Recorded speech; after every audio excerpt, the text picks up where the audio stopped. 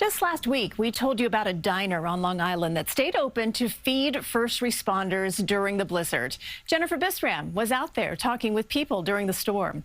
Well, today, she went back as the owner got a special honor during a ceremony in Bethpage. Uncle Walter, how are you?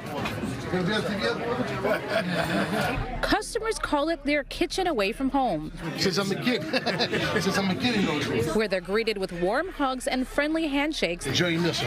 At the Long Island diner that embraces every season. I like the old-fashioned cheeseburgers. Alrighty. But it would be Gus Tsiorvas' generosity that earned him a recognition from the town of Oyster Bay Tuesday. We're proud to present to you, Gus, our highest honor, this citation. Embassy Diner in Bethpage stayed open during last week's blizzard for all who had to work in the whiteout conditions, including plow truck workers and our news team. Now we're in Bethpage along Hempstead Turnpike here, right outside of the Embassy Diner. Things were at their worst, extremely dangerous, but the beacon of hope, the oasis of safety, was right here, the Embassy Diner. I'm humbled by it. I'm honored by it.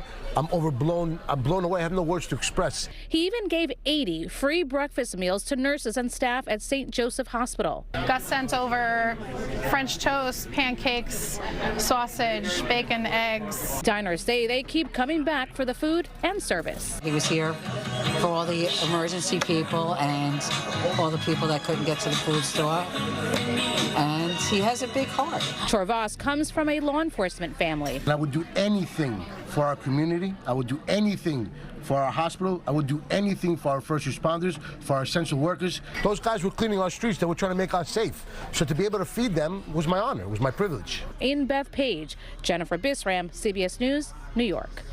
Now that is giving back to your community.